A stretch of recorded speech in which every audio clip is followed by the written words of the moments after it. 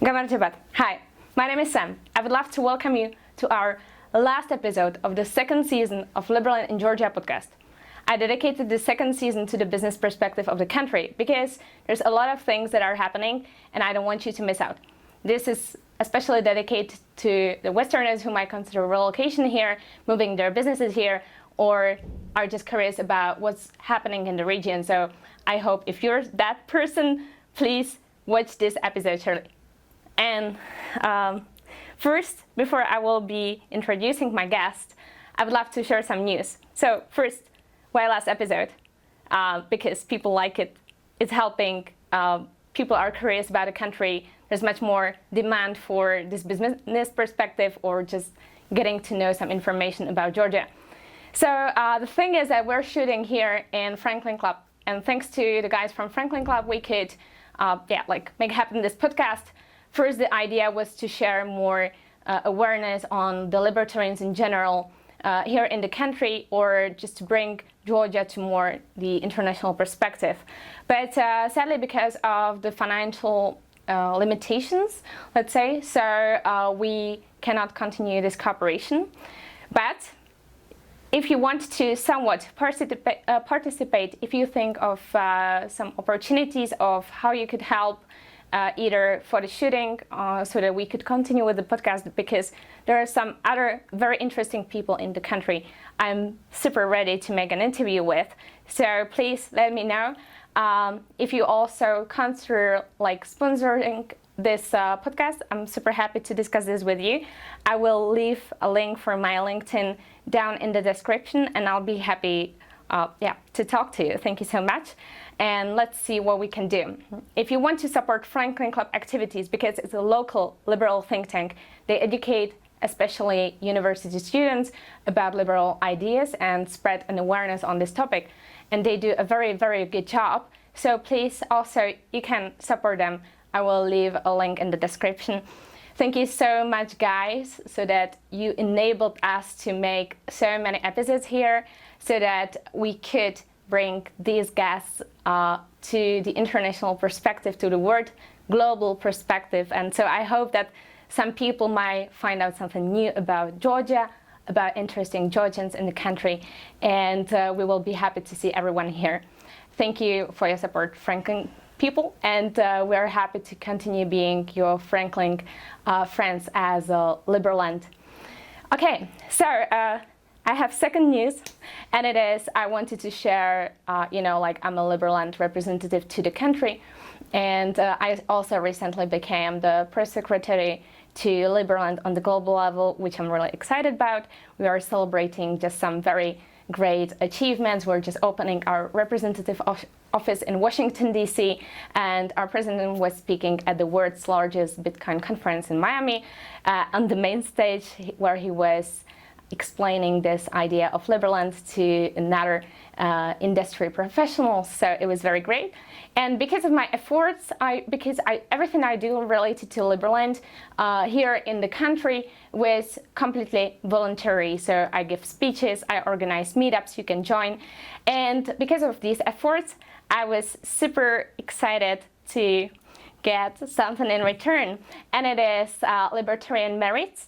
And in return for these libertarian merits, I got my Liberland passport.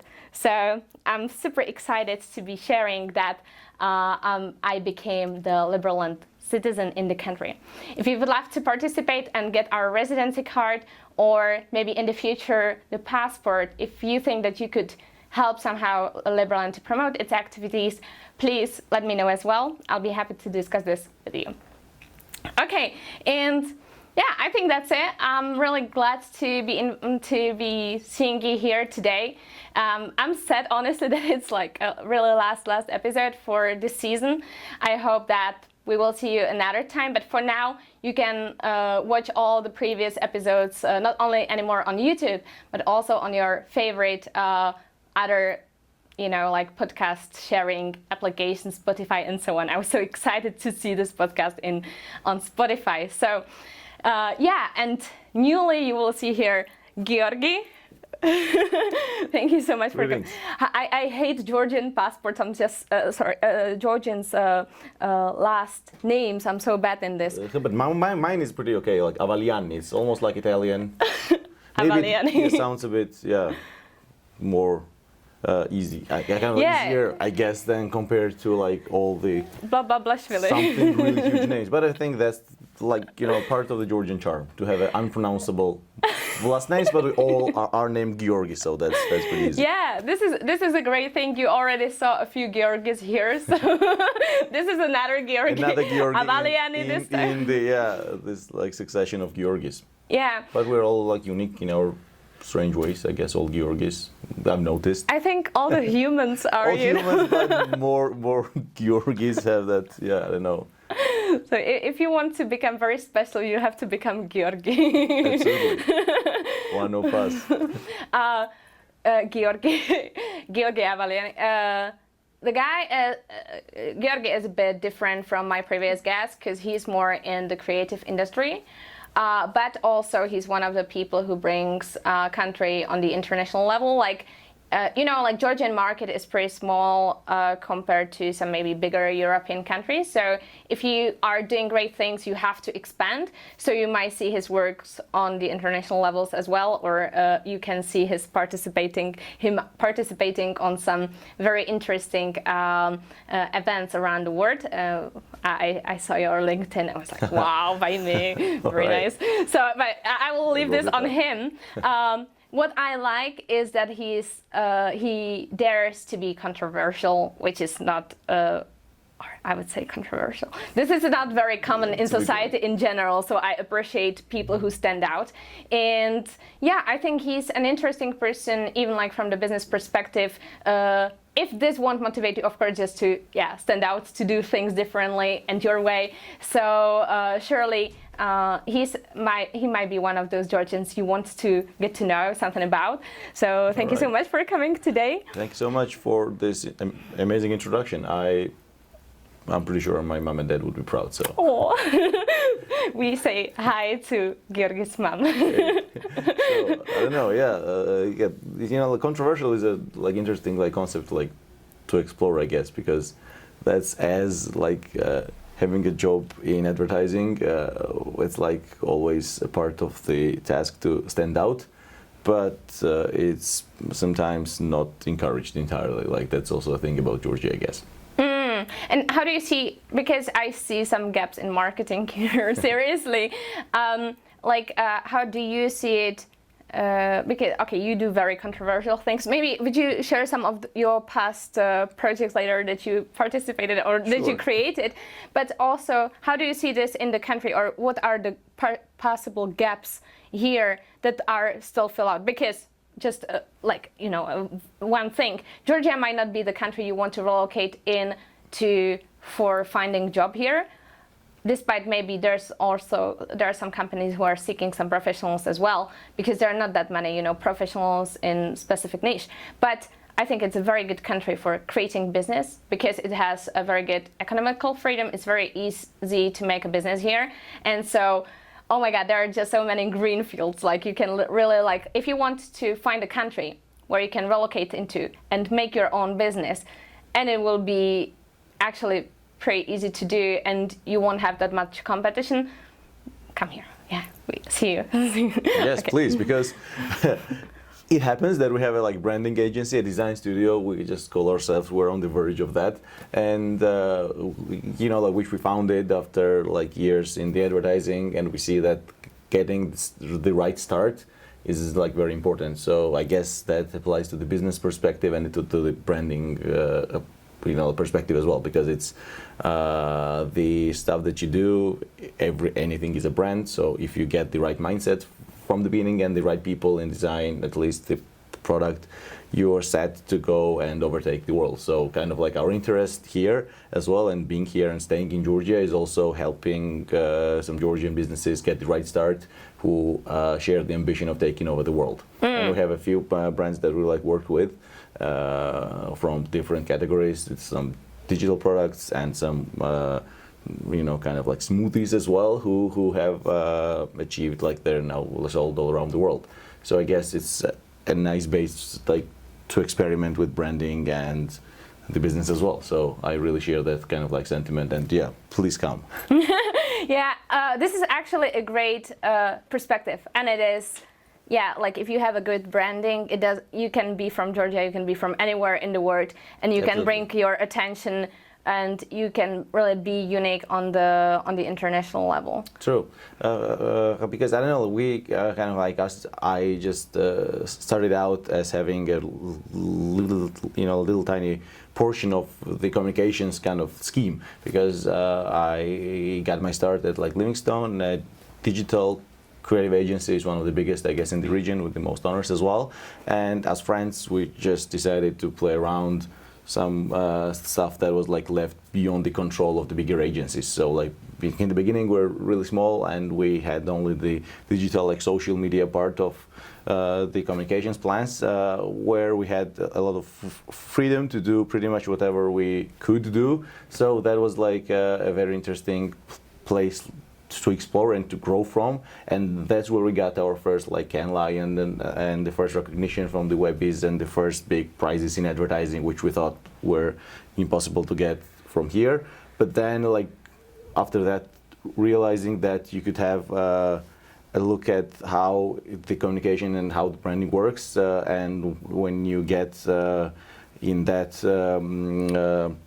train in the very last carriage, it's like almost when the product is done, the branding is done, but it's very hard to change things and to make an like actual impact, because advertising's advertising is a very fleeting kind of thing, because ads last only for I don't know a day maximum on the like radar of people. Maybe it's very hard to keep them alive for a long time. So if you take branding and if you take design, the actual what product stands for, then is where you can make some real impact and actually give brands and businesses a bigger boost. So that was like, I think, the thinking behind me and my friend who left the agency and decided to create a foothold of our own in a place that we are not yet bored exploring. Yeah, some very nice thoughts. I really like this idea that you just don't want to make an advertising, you want to have an impact on the long term. So if you have a right branding, so you actually make the impact much bigger. How did it feel to win international like awards, and to like going into the world when you're from a small country where you are very different?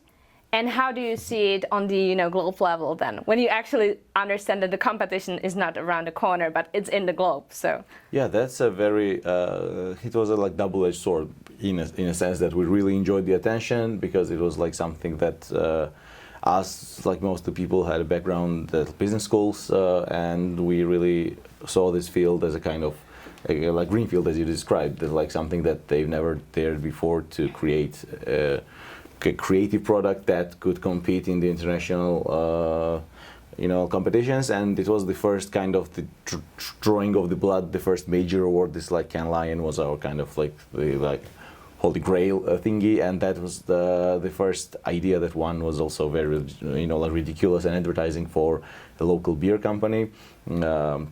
And the beer was like 34 was the name of the beer, so we decided to sell it for like 34 like Glaris, because it was the first craft beer, so it could be a bit mysterious.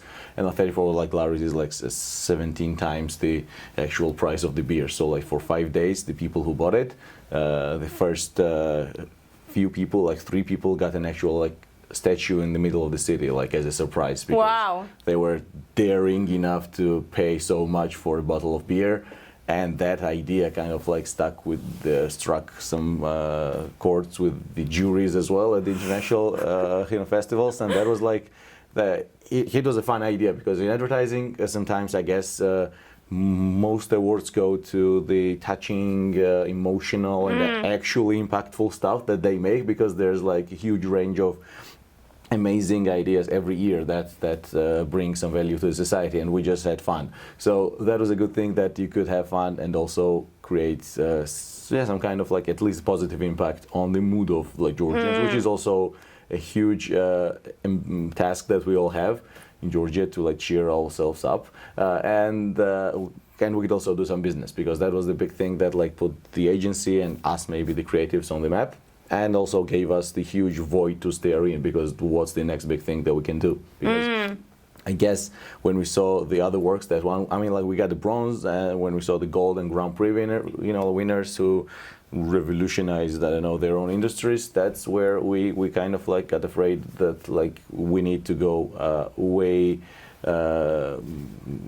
bigger if we want to actually make a real mark, lasting mark. So after that, I mean, we tried to diversify as an agency, and Leavingstone grew a lot. But I think right now what we're doing is still kind of like keeping the core idea of changing the world with our brains, but under like holy motors. So like new agency, we try to do it with an intent to make this change more lasting, I guess. And we got a team of like around like 20 people, and they're all disciplined in a various kind of like mindsets and various skills, and that also helps bring all the random perspectives to make the ads work better, to make the designs work better, because we got this huge team involved at every stage of the process. And it's not just the designers and copywriters who will come up with the ad at the end of the process, it's the entire team who tries to nurture the brand from ground up.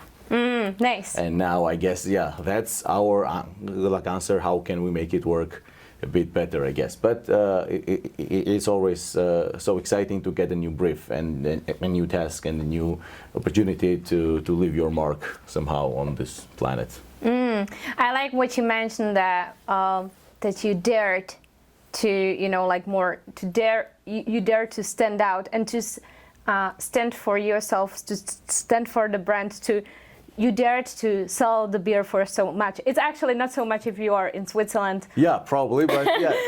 But yeah, over here it's a bit, yeah. Yeah, but even like when you drink a beer in Switzerland, so you're like, what the hell? Yeah.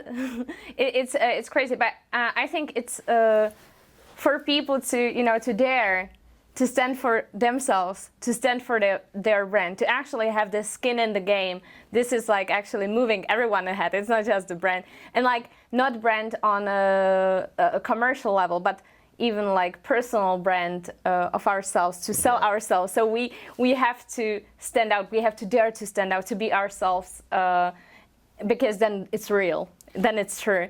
Yeah, that's also a very nice point. Yeah, I wanted to, why I'm mentioning this, or I'm directing this attention slightly further, and it is because one of the things you did, it was like a national, this is fun because like Georgia is pretty conservative, I would say, honestly. So, so I'm happy that, yeah, people actually dare to come up with such ideas, because Georgians, not only they're conservative, but they're actually accepting, and like seriously. And now I mean like on the real level, on the human level. Like, okay, I'm human, you're human. Here you are. I love you unconditionally. And I have never seen anywhere in the world so much like acceptance on the real level. Not acceptance we should, but real acceptance. And one of the things that you did, or one of your works, was to actually wear a national costume for men. How is it? Chokha. Chokha. And chokha, you know, Georgian language. I will never learn this language. It's just so difficult. But Georgians love this Georgian things, you know, and Georgian national costume. And you made it pink. Explain what was it? So you're gonna get the real story or the story that sounds much better, because there's like two versions of it. But I guess they all kind of like overlap. I mean, the true story is I got some pink shoes when I was like 26, and that was like the beginning of my idea, because I've never had any pink stuff before in my life, and I got these like pink shoes. They were like Adidas. Something like ZX, something. They were, you know, honoring the fall of like Berlin Wall, because one of the checkpoints there was pink. So they decided to do the same colorway. So that's the original kind of like my introduction with the color pink, and nothing would go well with that, because all of my wardrobe was some like random colors. So when I had the opportunity to speak at one of the festivals, like at Black Sea, it's a big like local a gathering, and kind of like it's a big festival now, but back then it was just like a tiny thing, I guess, smaller one. And that was like my first opportunity to get up on stage and to speak about something. So I decided to make my speech about how it's important for ideas to stick, to mix the right amount of boring, kind of like familiar and unfamiliar. So that was my idea, kind of like to reflect that on myself and to create a costume that would fit. And I used to do some national dances as a kid, and I was always loved that look and feel of a chocha. And now I got my opportunity to turn it pink. I had some help from Jana, a tailor, a seamstress, who still does my clothes sometimes because I have some more strange ideas to test. But like Chocha was the first one who I decided to keep it, because back then it didn't really make much of a noise. It was just a thing. I did my speech, everybody loved it, we laughed, and that was it. But after that, it kind of like became my idea of representing this my own version of Georgian, being a Georgian guy, a Giorgi, and kind of like to make a mark that's Georgian, but also kind of like a bridge between the future of the country or the internet, maybe, that culture, and what we have in the past. So that was like something, an experiment that always like sticks out. And I guess the big, huge like explosion of that idea was that I had the honor to like write up some copy for the like exhibition at Frankfurt Book Fair around like 2018, I think, and that's where I decided to wear my chocha to present it, because that was a big thing, a huge international fair where a lot of people like came in and they saw this amazing installation by very cool Georgian designer Giorgi. I think he was the mastermind behind the Georgian pavilion, which looked huge, like Georgian letters. It looked pretty majestic, and we had all these international guests coming in. We got some people from the government, current and the previous. So it's a very big. We got the clubs, we got everything. This entire Georgian culture served on a plate. And that's where my costume also somehow like stuck out. I don't know, I just like wore it as I wear anywhere in the international gatherings, in advertising festivals, when I have to speak somewhere, or during weddings, I guess, if I get invited sometimes. So that was like, I think that, people noticed, and some of the people didn't really like it. But my favorite like story that came out of this is that they kind of attached the label of me being a queer guy, which is totally okay, I guess, to having the label to get attached to. But like Savali, my favorite newspaper ever, because they got really cool wordsmiths like working there, because the level of hate and transcribed into words is just beautiful. Like you can never read such great insults anywhere else in the world, I guess, because they just twist the words in a very, very cool manner. They printed an article about me, which said this like Georgian, this queer dude is representing Georgia on the international stage, and they had some pictures like gathered from like all around my appearances with this. But the only bad thing they did, they printed it in black and white.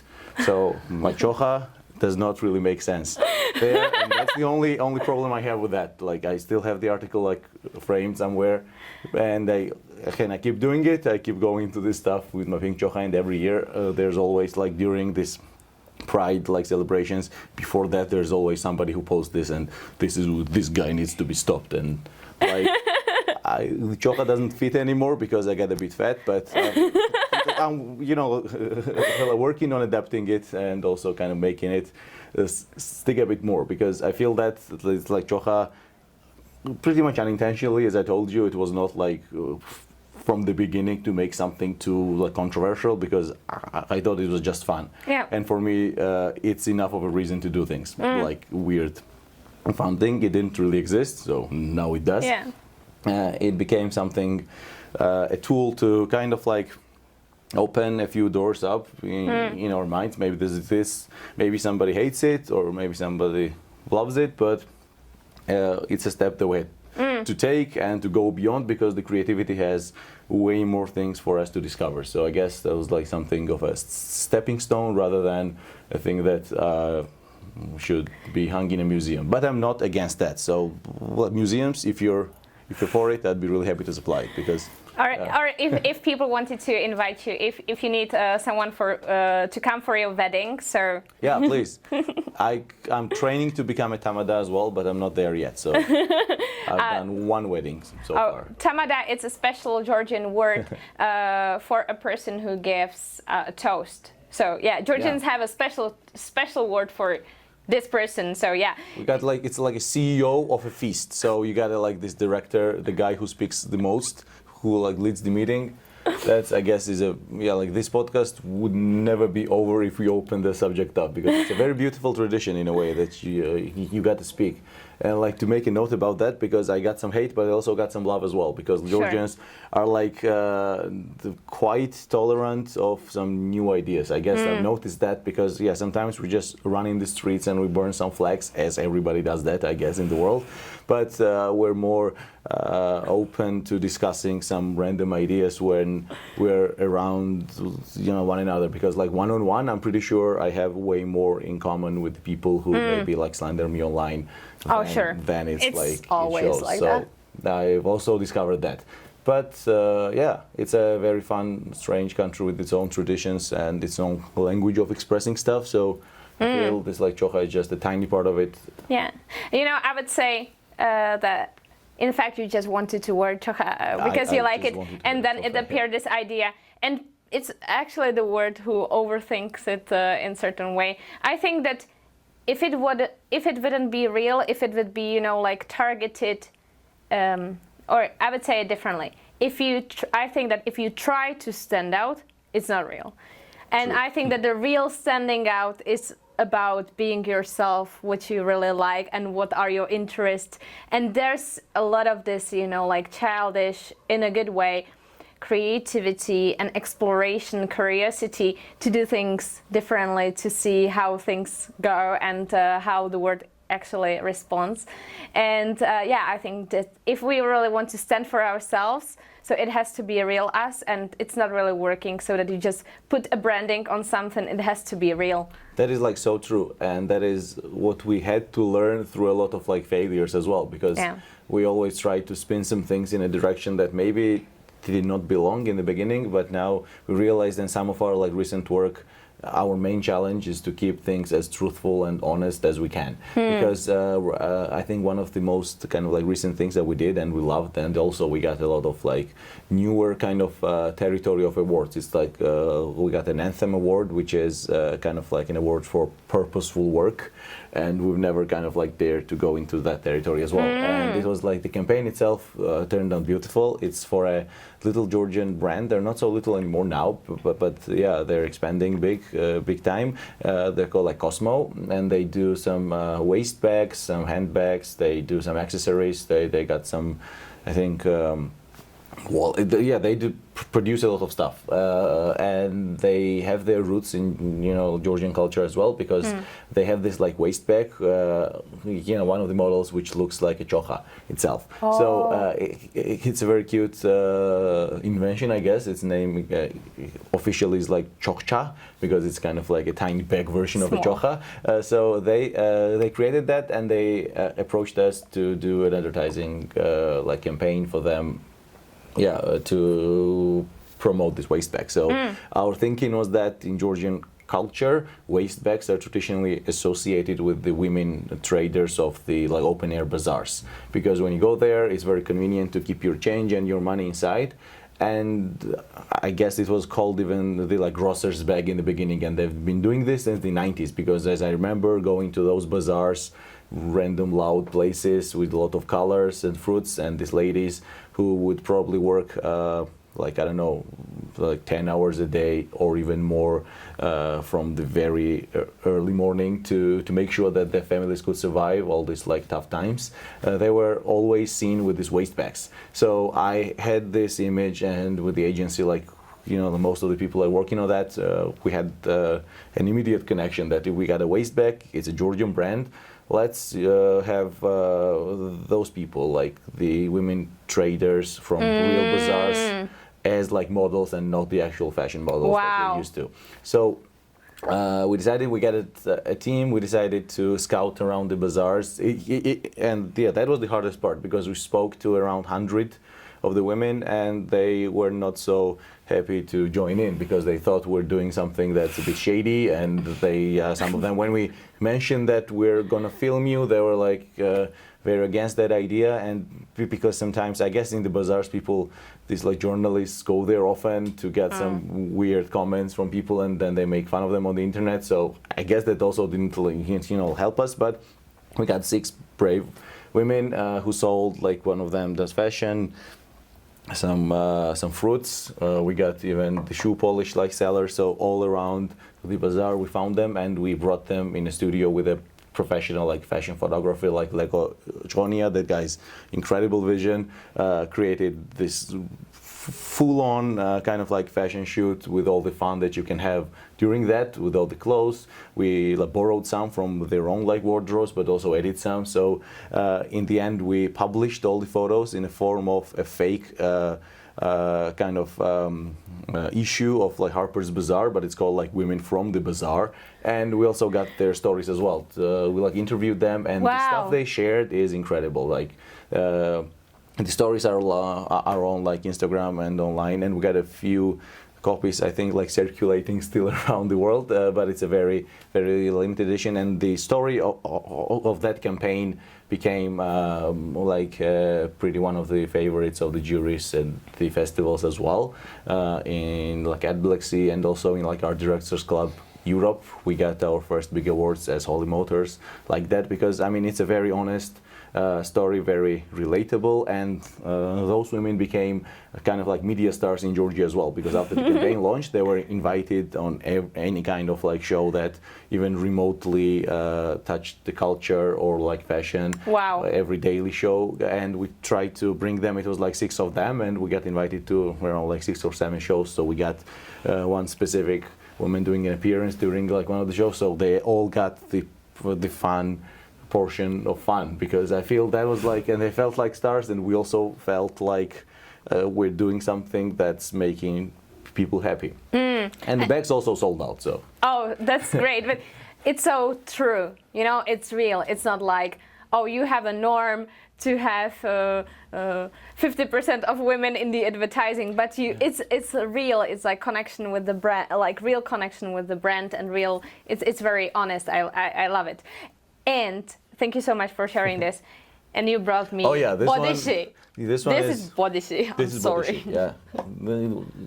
And we got a few like language editions, like Chinese. I'm not sure how to pronounce that.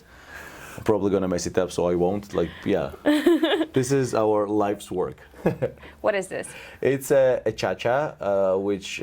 Wait. Okay. Cha-cha is a Georgian national spirit made from wine. It's like when you have, in Italy, you have grappa. Yeah. So cha-cha is Georgian. Is it cha-cha or cha-cha?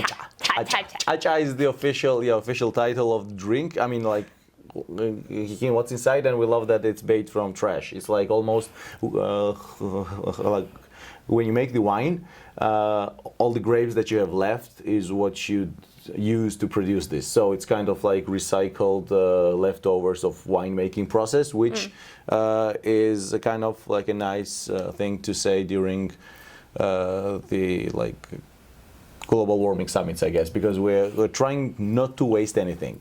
And the idea for this came because in Georgia, I mean, the brand looks a bit medicinal, and the name is like Bodyshi, which is like Georgian word for sorry.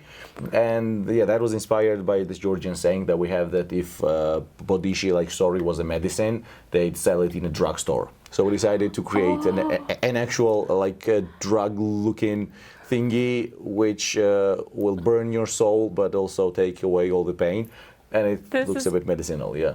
This is amazing. And we just found this, like the shape of the bottle is also something that we're trying to patent because it's a fun fun thing to hold. It's very practical, and to throw as a Molotov cocktail. There's huge pluses to this. And we also use this to represent the culture as well, because like when we go around the world, this is the first kind of like business card, almost like that. We start with every conversation with this "Have you tried cha-cha?" and then it goes to something that kind of like gives Georgia a flavor of being very open to the rest of the world, being fun to experiment with. And we're actually currently producing this now under the official Georgian government seal of approval. So it was like the like limited amount, like the allowed amount of like toxins in like cha-cha is like around like, I don't know, 30 of like something on a scale, and we got like 28. So we're like barely legal. We're on the edge. Congratulations. This is the story of that. You're meeting norms. We're meeting Finally. norms. This is something that we didn't really need that approval, but now it's more fun to have that.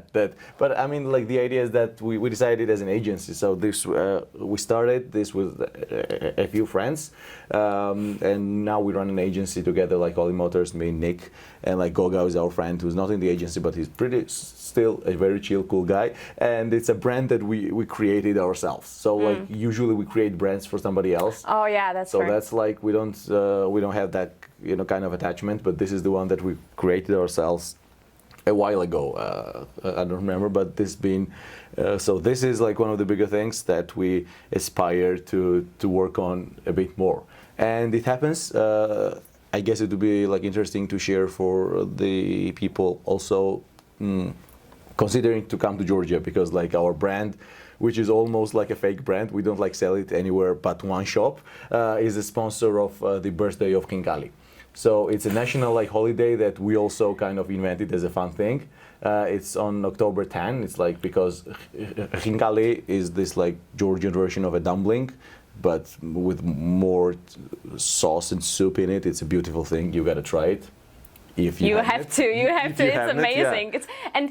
It's like you take it and you cut it, you drink the sauce, and then you eat it. It's like so weird. And then you don't eat this top, and please never use fork and just don't do this. It's like it's prohibited. It's totally, or use it but home when no Georgian sees you.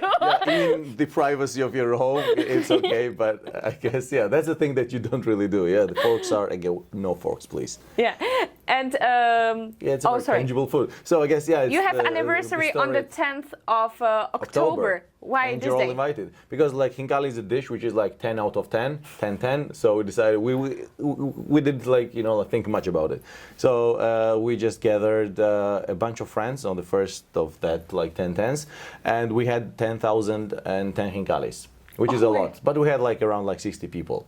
And the last birthday of Khinkali took place in like Avaliani bazaar with the help of their facilities and their Khinkali wizards. And we had around like 300 people joining in, and 2,022 Khinkalis, because that was like last year.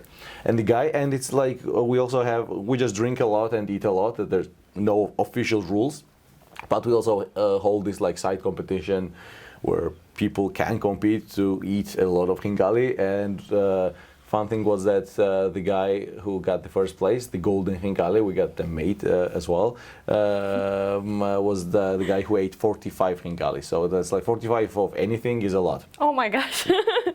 But the guy had it all. And the like runner-up, the guy who had like 41 or 42 Khinkalis, he had a little accident. He threw up all over the table, which was another amazing part of the story. I know, but you have to know everything. But it's really kind of like a thing that we really want to keep doing it, because it's our own take on the Oktoberfest. I guess we gotta have that kind of like place to honor the dish that we Georgians take. Hold very close to our hearts, and I hope one day we'll get like national recognition and be officially licensed as a holiday. So that's our big thing, kind of like mindset. I think that maybe Liberland can help with this. I will I will think about. Make some calls in Washington. we need the Khinkali Day. Maybe it's a global thing as well. I don't know. Everybody needs to have some Khinkali at least once a year. Yeah, let's aim for the global, of course. This is just crazy. But this is a good point for you. So if you want to visit Georgia, it's great all year round. But seems that, especially if you watch our last episodes, so it's very good to come here in September for Third Summit, at the beginning of October for the biggest Web3 conference in region for the Gamify, and then to celebrate Hinkali Day. We will await you here. This is so It's gotta be like one big event. We could also talk with the Gamify. Maybe you can make like a side event and you can sell NFTs of Hinkali. That would be a giant, like I don't know, if like NFTs are still a thing, then let's make it happen. Because I guess it could be a hybrid thing. You buy NFT Hinkali and you also get some real Hinkali. I don't know. I'm not sure how it works now, but we got some time before October, so. Okay. Yeah. Well, maybe Arrival, which is like a Georgian startup, that organizes events in the metaverse. So maybe they can make a Hinkali Day in metaverse. That is like something that we've discussed, because I'm so happy to join them. Actually, join the team, and we're kind of like discussing exactly like the weird, fun stuff that we can do in that realm as well, because I feel that all of our work as an agency, like and myself as a creative at like Holy Motors or individually, has been to reinterpret the Georgian culture and give it a more digestible, easily accessible spin for the rest of the world. So I feel like that, and the Rivals team is pretty wonderful. Kind of like they're like working first to give me a pink chocha in the metaverse, so that's our top priority. Wow. But I think we'll have enough time for the Hinkali as well. Oh, this is great. Yeah, our president, Viti Lichka, was speaking at one of their past conferences, and I was speaking there in December. Yeah, so. Yes. You know. I think my girlfriend was the moderator of the speech, so I was tuning in. Yeah. Well, we met at this Excel event, and you were like, oh, I think I know you from somewhere. I was like, I have no clue, you know who you are. We met in Metaverse. I think that's another thing. I was in Thailand. Yeah. I was in Phuket, chilling, 11 p.m. because of the time switch. I was speaking at a conference for Arrival. And it was like very fun, but it was very last minute. Georgians love to be last minute. So that's true. But it was very nice. It was about Web3 or women in Web3, and I spoke about like to dare to stand out.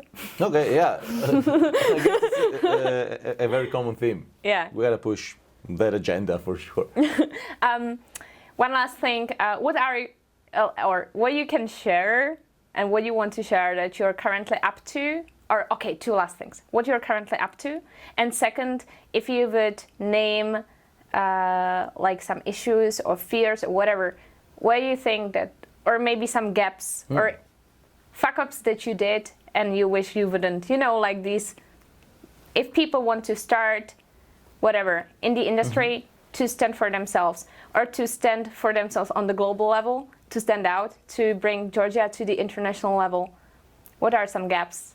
All right, that's a pretty big issues that we're dealing. Kind of like with that question, I guess. But I really feel that the biggest lesson that we're trying to struggle with right now to learn in a meaningful and the rightful way is to be fully aware of the context, both the local and the global, because now we're engaging with a few brands right now, which I think I'm not. We've signed some NDAs before the products are launched. I can't really say much, but it's like the products that were born in Georgia, and there's like a few projects, and they're like both digital, a fresh start with very ambitious like takeover goals, and like Arrival is also a very interesting field that we're kind of like struggling with. And there's one product with a lot of heritage and a lot of like Georgian roots, and it's kind of like we're trying to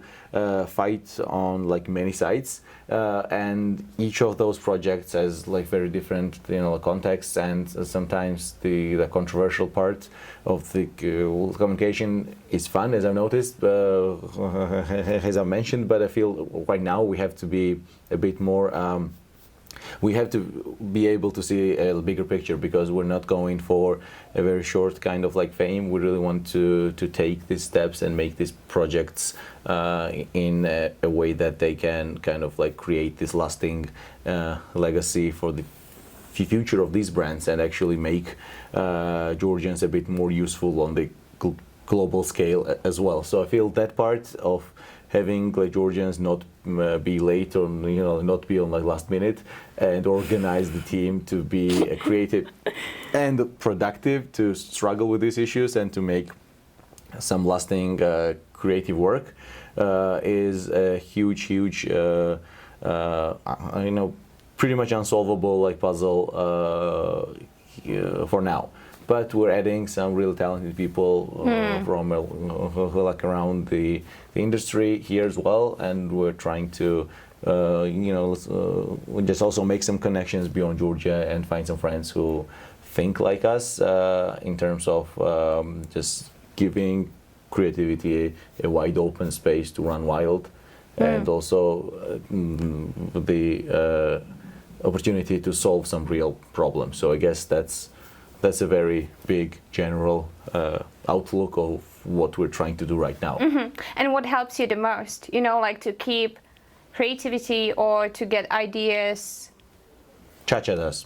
Oh, okay. Placement. But we don't drink that much anymore because it's very hard to keep up, especially in Georgia. But I guess the honest answer would be that the joy of having a puzzle to solve is like something that you can't really there's like no rush like that. Because, so we like have a problem, do we have a solution? We're like, of course we can think of a solution in 2 to 3 business weeks, I don't know. Then we have some time to get started from zero. I guess the kind of like freedom to get started from zero to create some solutions.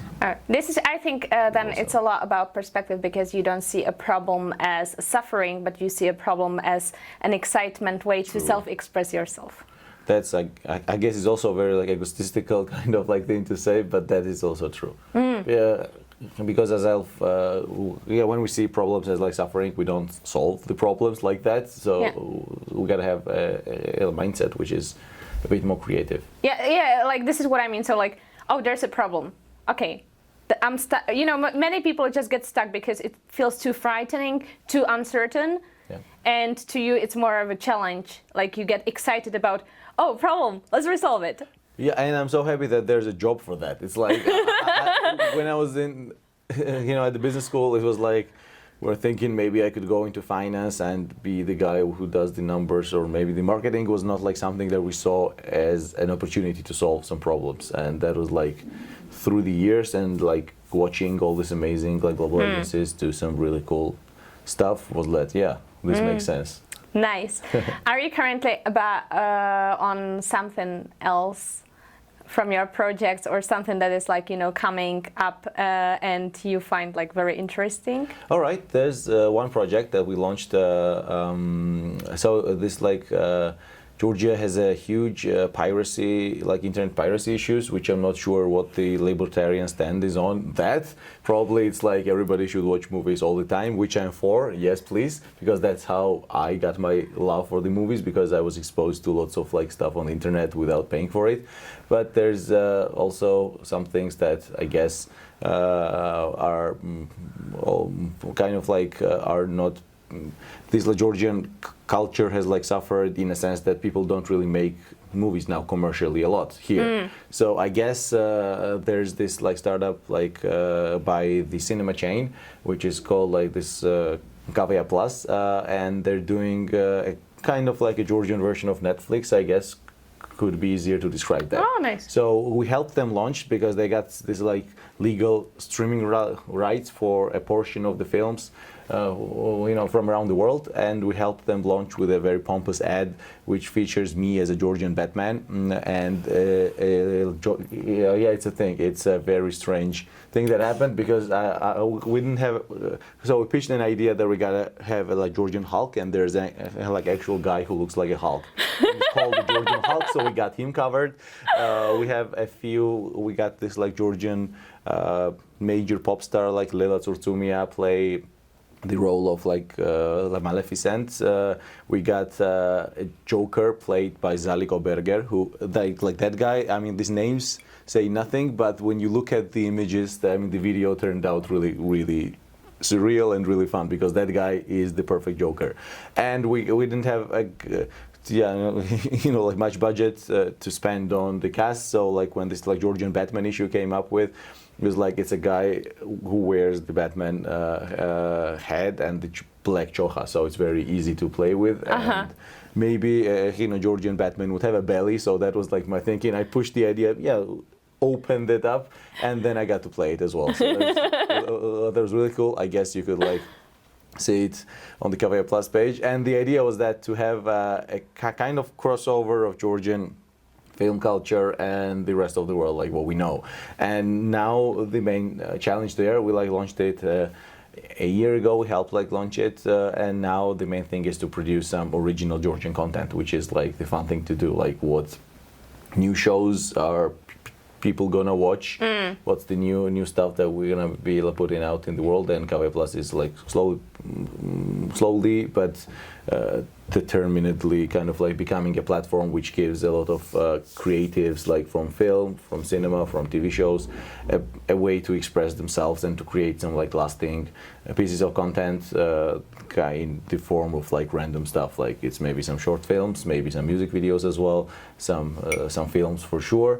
And right now there are a few shows in the making which I feel are really interesting where those will go, because it's a very a spark that could unite a team of people who would also one day maybe create something that is a Georgian film or a TV show that is globally interesting to watch.